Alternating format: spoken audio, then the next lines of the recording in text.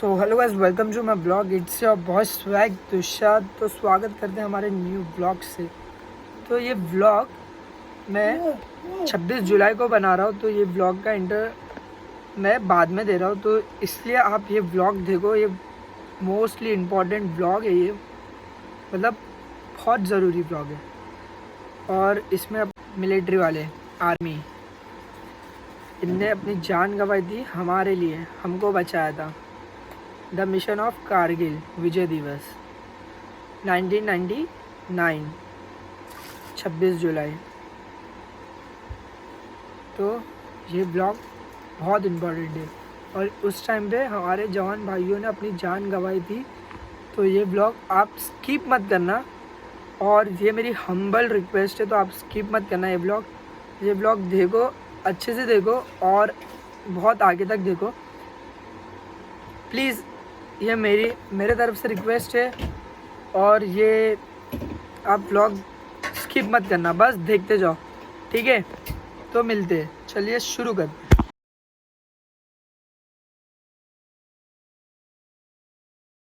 वो सभी चीज video as well as PPT से पता चलेगा। पहले मैं वीडियो शो करिए कितना मुझे करना है। हमें ये सोचना है कि हमारे भी भाई जो 25 साल पहले इंडियन सोल्जर्स, अपोनेंट कौन था वो हमको नहीं जाना था, बट हमारे ही सोल्जर्स वहाँ पे शहीद हुए थे, तो उनको ट्रिब्यूट करके ये आज का प्रोग्राम करेंगे। So please keep silence.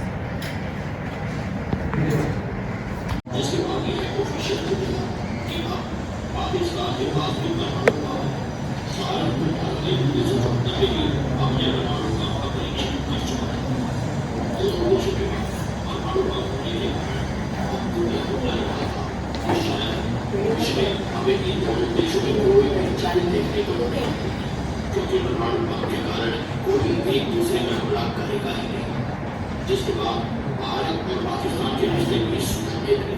1999 में तो अटल बिहारी वाजपेयी खुद लाहौर में और वहां पर दोनों देशों के प्रधानमंत्रियों ने एक दूसरे के साथ व्यापार बढ़ाने और शांति स्थापित करने की बात की। ऐसा लग रहा था मानो सब कुछ बदलने वाला है।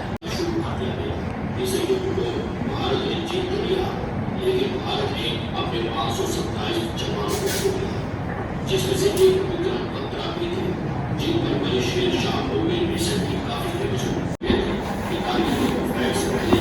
किसी ने सोचा भी नहीं था कि पाकिस्तान ऐसी हरकत करेगा, क्योंकि कुछ महीने पहले ही भारतीय प्रधानमंत्री अटल बिहारी वाजपेयी लाहौर पहुंचे थे, जहां दोनों देशों के प्रधानमंत्री ने शांति स्थापित करने की बात कही थी, और पाकिस्तान ने भारत को दोबारा से सही मायने में देखा जाए तो जब कारगिल युद्ध की शुरुआत हुई तो यह भारत के लिए एक काफी मुश्किल कार्य थी, क्योंकि उस समय विवाद में चुनाव होने के कारण हमें पता चलने से पहले ही पाकिस्तानी सेना कई ऊंची पहाड़ियों पर जाकर बैठ चुकी थी, जहां से वो भारतीय सेना पर हमला कर रही थी, जो कि पहाड़ी के नीचे था, क्योंकि आपकी पोस्ट को पाकिस्तानी सेना पर जिसे मेजर राजेश अधिकारी लीड कर रहे थे, इनकी टीम से कैप्टन अजीत सिंह थी, जो एक इंटरव्यू में बताते हैं कि ये मिशन इतना चैलेंजिंग था कि हमें इस मिशन से पहले ही बता दिया गया था कि ये पहाड़ी की चढ़ाई इतनी चैलेंजिंग होने वाली है कि इस बार एक ग्राम होने वाला था कि खाना और बंदूक की गोलियां दोनों के साथ इस पहाड़ी की चढ़ाई से भी समझा। मेजर राजेश अधिकारी और उनकी पेट लगा 11 घंटे चढ़ाई करके जब इस पहाड़ी के ऊपर देख लिया, जिसके बाद पाकिस्तानी सैनिकों ने वो भारतीय सैनिकों पर बुलंद फायरिंग शुरू कर दी, जिसमें मेजर राजेश अधिकारी और उनके दो साथी शहादत प्राप्त हो गए, और इनकी बची हुई टीम को वही पहाड़ी के पास पहाड़ों के नीचे छुपना पड़ा। इस दौरान टीम पर काफी ज्यादा हैवी फायरिंग की जा रही थी। जब यह फायरिंग आर्मी तक पहुंची, तब इंडियन आर्मी ने कर्नल बासप्पा रविंद्रनाथ के साथ मिलकर 90 लोगों की एक टीम बनाई और इन सबको फंसे हुए सोल्जर्स के रेस्क्यू और इनको कैप्चर करने के लिए भेज दिया, जो कि इंडिया के लिए महत्वपूर्ण था। कर्नल रविंद्रनाथ ने अपने सोल्जर्स के साथ दोबारा से ओवरटेक की चढ़ाई शुरू की और 12 जून तक वो पहाड़ी पर फंसे भारतीय सैनिकों तक पहुंच गए, जहां उन्होंने सभी सैनिकों के साथ मिलकर एक नया प्लान बनाया, जिसमें कर्नल रविंद्रनाथ ने दिल्ली को 3 हिस्सों में डिवाइड कर दिया, जिनके नाम थे अर्जुन एंड अभिमन्यु। इन तीनों टीमों के काम अलग अलग थे। पहली टीम का सबसे आगे रहेगी और पाकिस्तानी सोल्जर्स पर सबसे पहला अटैक करेगी। दूसरी टीम का नाम था पहाड़ी की दूसरी साइड से ऊंचाई पर बैठे पाकिस्तानी सैनिकों पर हमला करना, और तीसरी टीम का नाम था इन दोनों टीम को कवर फायर देना। प्लानिंग काफी बेहतर थी और इसके रिजल्ट भी मिले। भारतीय सैनिकों ने बहादुरी और समझदारी से सबसे इम्पोर्टेंट दोनों टीम को कैप्चर कर लिया। पर दुख की बात यह थी कि इस मिशन के दौरान इस टीम में मौजूद सोल्जर मेजर विवेक गुप्ता सहित 6 और भारतीय सैनिक शहादत को प्राप्त हो गए, लेकिन इनके बलिदान ने कारगिल में भारत को एक अच्छी पोजीशन दी। लेकिन इसके बाद सेकंड और मोस्ट इम्पोर्टेंट स्ट्रेटेजिकल पोजीशन जो पाकिस्तान के कब्जे में थी, वो थी दोनों रेलवे से 1.6 किलोमीटर दूर मौजूद पॉइंट 5140 यानी कारगिल, और इसके चैलेंज में दोनों रेलवे से भी ज्यादा थे, क्योंकि यह पॉइंट पहाड़ी पर करीब 17,000 फीट की ऊंचाई पर मौजूद था, जिसके कारण यह पोस्ट कैप्चर करना और भी ज्यादा मुश्किल होने वाला था। जिसके बाद इस मिशन के लिए भी एक टीम तैयार की गई, जिसको लीड करने की demand lieutenant colonel Yogesh Kumar Joshi को दी गई। इसी टीम के अंदर 2 और ग्रुप तैयार की गई, जिसमें पहले ग्रुप की डिमांड लेफ्टिनेंट शिवजी सिंह को दी गई और दूसरी लेफ्टिनेंट विक्रम बत्रा को। जी हाँ, वही विक्रम बत्रा जिनके ऊपर शेरशाह पूरी बनी है। दोनों ही लेफ्टिनेंट फ्रंटियर पर रहकर मिशन को डील करने वाले थे, इसलिए उन्हें मिशन की शुरुआत में एक सिग्नल बनाने को कहा गया, जो कि मिशन की सफलता को दर्शाएगा, जो इन्हें हिल को कैप्चर करने के बाद जमीन से लीड कर रहे लेफ्टिनेंट कर्नल योगेश कुमार जोशी को रेडियो पर बताएंगे, और यहीं पर लेफ्टिनेंट विक्रम बत्रा ने अपना सिग्नल चुना। ये था दिल मांगे मोड़। दोनों ही लेफ्टिनेंट ने अपनी टीम के साथ तरीके से प्लान बनाकर पॉइंट 510 पर चढ़ाई शुरू, और दोनों ने सक्सेसफुल तरीके से ऊपर मौजूद पाकिस्तानी सोल्जर्स को देकर इस पोस्ट को भी हासिल कर लिया।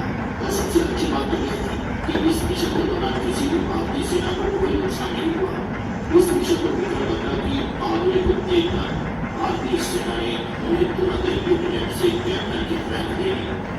जिसके बाद में भारतीय सेना का एक और मिशन चलाती है, जिसमें बची हुई कई इम्पोर्टेंट एरियाज को वापस पाकिस्तानी सेना से छीन लिया जाता है। इसी नंबर में से एक खाली पोस्ट है जिसमें पहली बार सोल्जर्स की टीम को कैप्टन विक्रम बत्रा लीड कर रहे थे। कैप्टन विक्रम बत्रा और 26 जुलाई को कारगिल वॉर को ऑफिशियल खत्म मान लिया गया, जिसमें भारत की जीत। एक प्रीव्यू, एक रिस्पेक्ट करके उसके लिए आप लोग ने शाम बैठे, वेरी गुड। इसी वॉर में 500 कितना बताया था?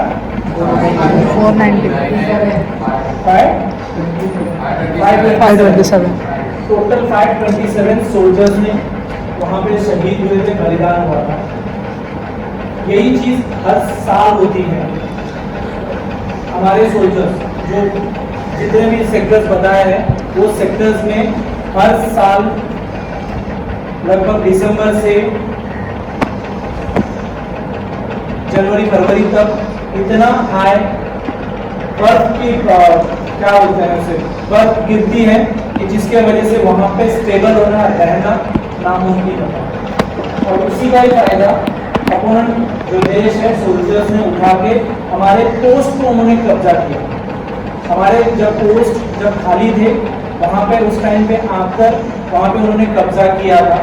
वही कब्जा हर साल होता है, बट आज के डेट में उसके लिए रेमेडियल करके हर पोस्ट पे ज़्यादा से ज़्यादा 4 से 5 सोल्जर वहाँ पे रहते हैं जो उस पोस्ट की निगरानी करते हैं ताकि कोई यहीं भी अटैक हो।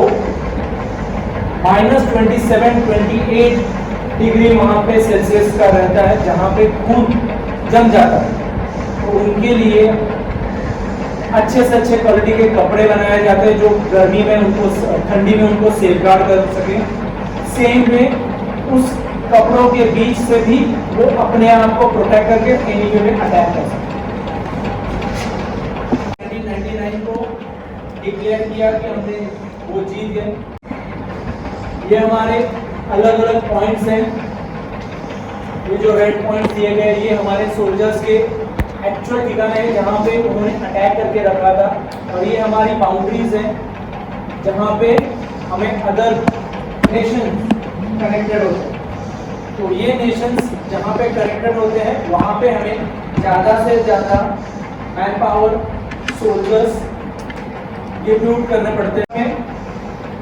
हमारे पास उस टाइम पे 1999 में एडवांस टेक्नोलॉजी ना होने के कारण हम लोग हमारे सोल्जर्स को उतना सेफगार्ड नहीं कर पाए। जैसे कि रात के वक्त नाइट रीजन में बॉडी टेम्परेचर से पता चलता है कुछ ऐसे वेपन से कि जिससे पता चलता है कि वहाँ पे कुछ है। सब रीजन वाले धीरे धीरे सालों साल डेवलपमेंट करके हमारे सोल्जर्स को डेवलप किया गया है। सेम वे स्टार्टिंग में ही बताया गया वीडियो के अंदर कि हमारे इंडियन एयरफोर्स इस जगह पे ज़्यादा हमको सेफगार्ड नहीं कर पाए। रीज़न दो था कि वहाँ पे उस सिचुएशन को, उस लैंड को, उस जगह को सपोर्टिव वैसे हमारे फाइटर प्लेन्स नहीं थे जो डायरेक्ट अटैक कर पाएंगे। सेम वे जो हमारे हेलीकॉप्टर्स के लिए रिपोर्ट करने के लिए, वहाँ पे लैंड करने के लिए तो हेलीपैड्स होने चाहिए। Safe Sagar, battle of touring, battle of tiger hill, operation तलवार, ये हमारे जो पॉइंट्स हैं जो सेक्टर अलग अलग जगह पे अलग अलग डेट्स में जो सिक्योर किए गए थे। इम्पोर्टेंट डेट्स 33 मई 1999 को पाकिस्तानी सोल्जर्स ने हमारे इस पे कब्जा किया था। 10 मई को हमें द्रास, भास्कर और मुश्कोर ये जो सेक्टर्स हैं वहाँ पे हमने अटैक चालू किया। 26 मई को इंडियन एयरफोर्स ने सराउंड चेक करके कहाँ पे सोल्जर्स हो सकते हैं, एनिमी कहाँ पे हम लोग सेफ हो सकते हैं या कहाँ पे अटैक करने लायक हमारी पोजीशन क्या होनी चाहिए। जैसे इस वीडियो में बताया था कि 3 वे से हमने अटैक किया था एक पॉइंट पे, बट वो भी डिसाइड करने के लिए हमारे पास कुछ होना चाहिए, आइडियाज होनी चाहिए कि कहाँ से वहाँ कोई चढ़ सकता है या नहीं। लास्ट वीक 26 जुलाई 1999 को we are declared war closed and we won.